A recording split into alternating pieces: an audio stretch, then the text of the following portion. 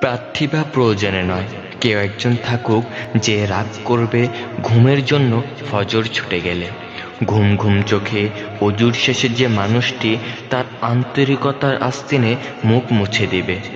দিনের শুরুতে সম্মস্বরে উচ্চারিত হবে ইয়াসিন ওয়াল কুরআনিল হাকিম। কেউ একজন থাকুক যে মানুষটি অভিমান করবে জোহর কাজা হয়ে গেলে, শাস্তিস্বরূপ রান্না বন্ধ রাখবে।